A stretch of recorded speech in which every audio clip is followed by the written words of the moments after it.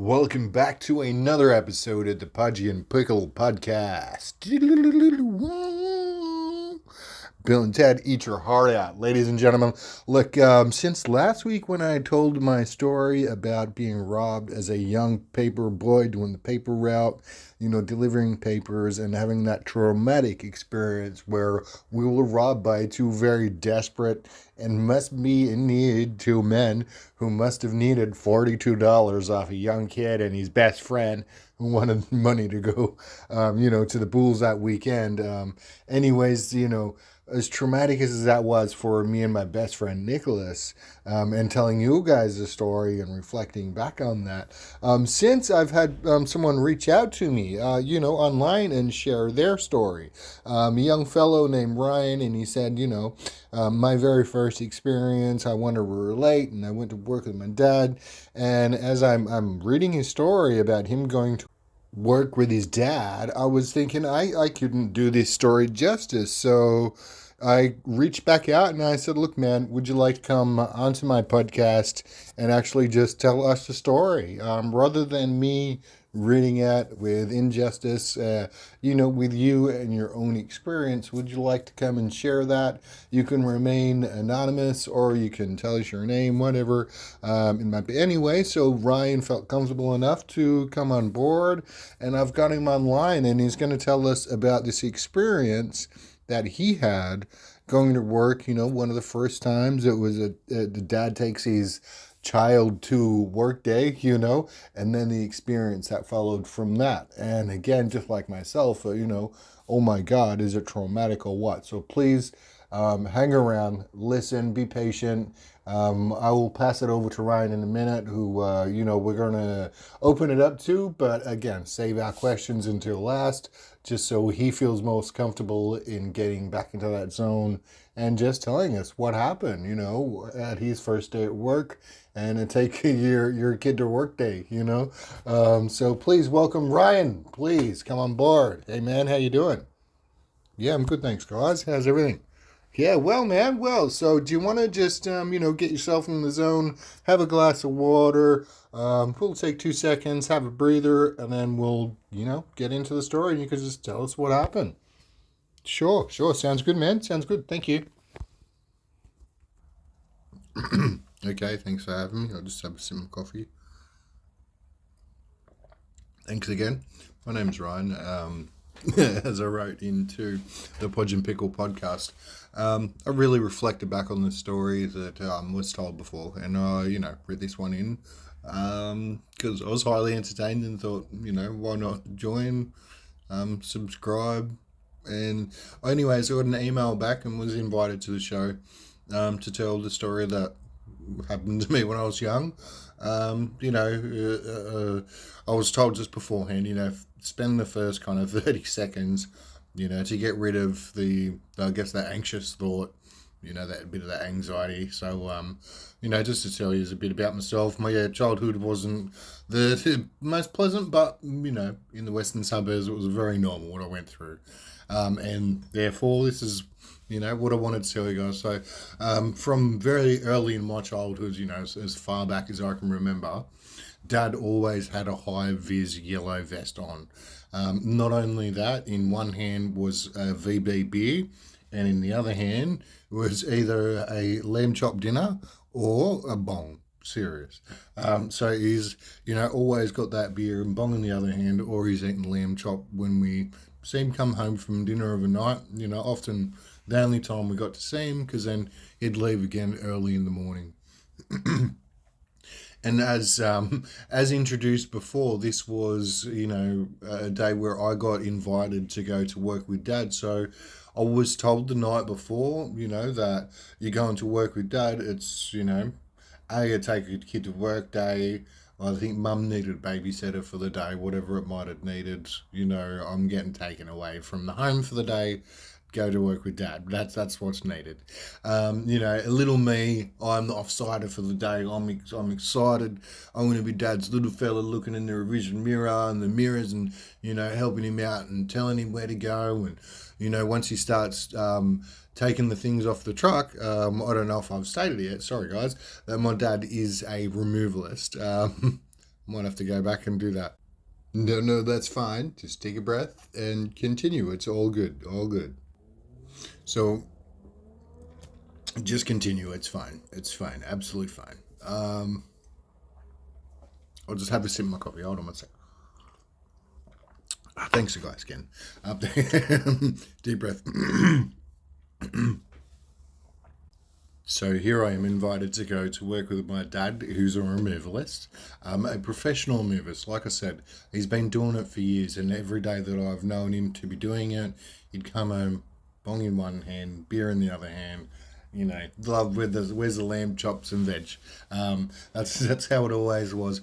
And as I was informed, I was going to work with my dad on this day, and as I stated before, I was very excited. You know, young fella almost stayed up all night, knowing that we've got to get up at the 3 a.m.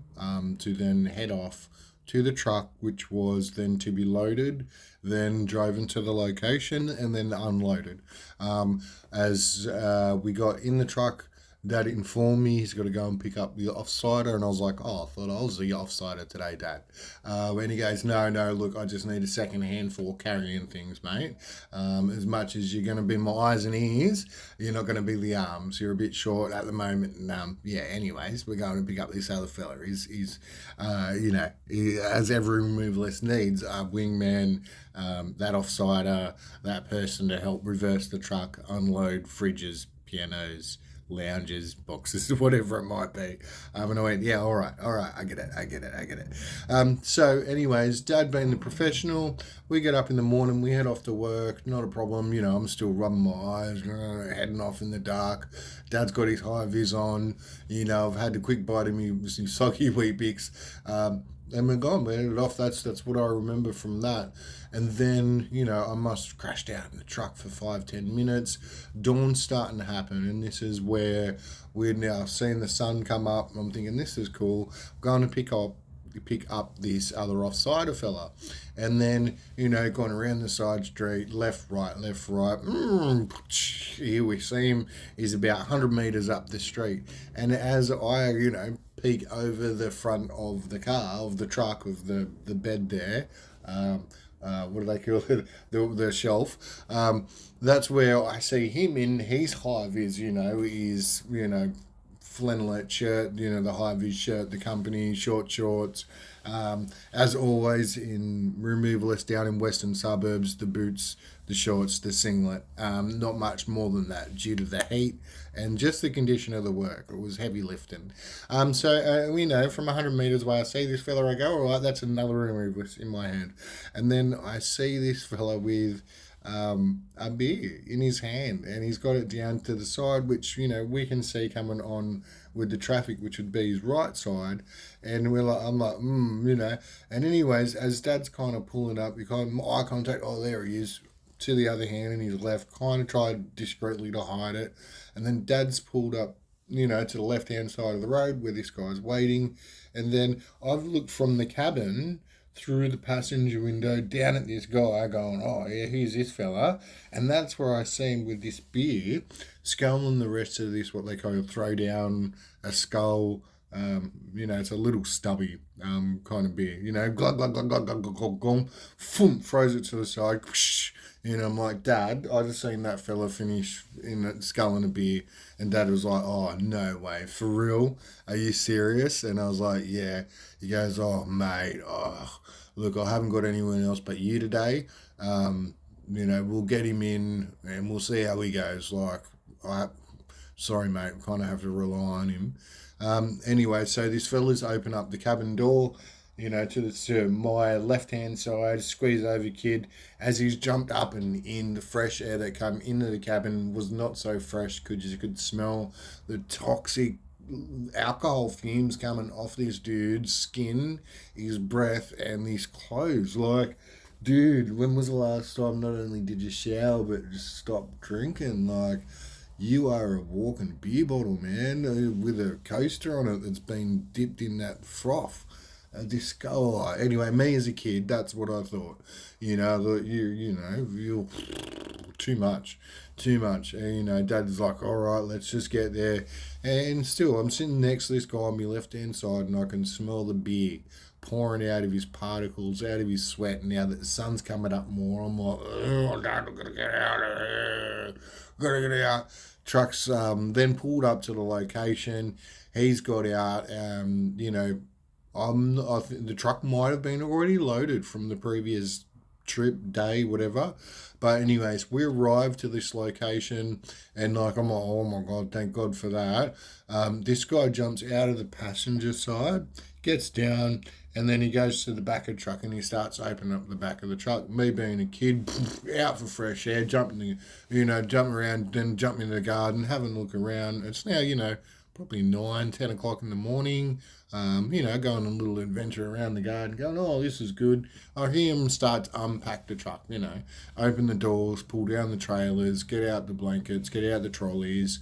I'm thinking, all right, they might need some help, backing the truck in a bit more. So I come out to have a look, investigate, and I see Dad, starting to work with this fella to, guide him on what we're doing next, And I was like, listening in, me being the little offsider, the little, wingman for the day. And he said, all right, we'll back the truck in just that little bit more to the left, and then we'll start unpacking from there. So, 5-10 minutes later, that's what happened. And so, the ladder's down at the back of the truck, so you can, step down and get things off, or you've got like a ramp that you can walk down for things with the trolley. And anyway, so that's all set up, ready to go.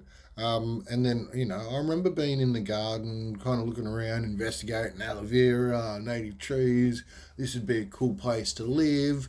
And then I hear smash, boom, crash, like, it sounded like 1,000 jars of 1,000 jars smashing, 1,000 glass jars smashing at the same time. And I was like, what the hell was that? My wide eyes, I just looked up and looked straight around for Dad, and here he is at the back of the truck getting the next thing out of the back of the truck. And I'm like, Dad, what was that? So both together, we've now rushed down to the front of the house, up the concrete stairs, to your left, where there was 2 glass sliding doors for the guys to go in and out. Now, this guy, being obviously intoxicated, didn't see that the door was still closed and was fully made of glass. So with the exercise bike that he's had in hand, same thing. He's come up these concrete stairs with his head down, turned to the left, and walked straight through these glass doors with the exercise bike in hand. Dropped them, he went to his knee, and this is now what me and my dad are looking at. And I'm like, oh my God. And this guy's on one knee with like cuts all over him. There's blood spurting a spout.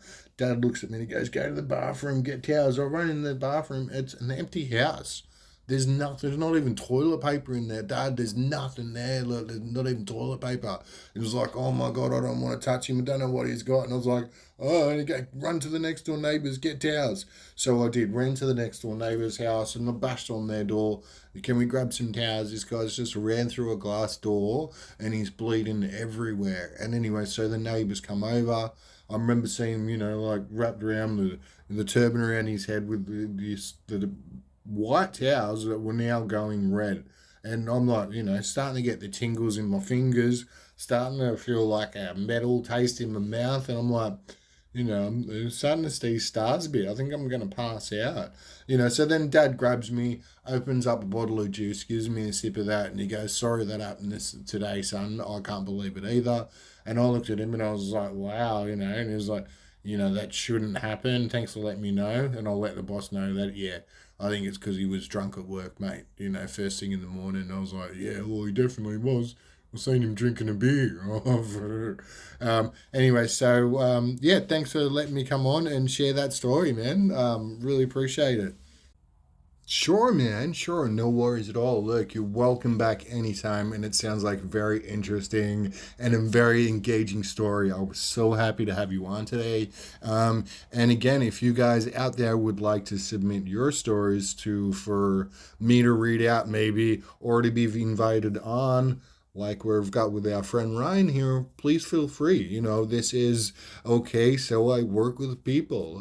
This is the Pickle and Podge podcast, and you guys please like, subscribe, Have a great day, and play something. If you've got any questions at the moment, let me know. I'm just in awe of Ryan's storytelling abilities. Like, dude, like, wow, cool. Thanks, man.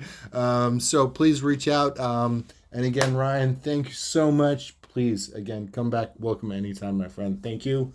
Thank you so much. Bye now. Bye.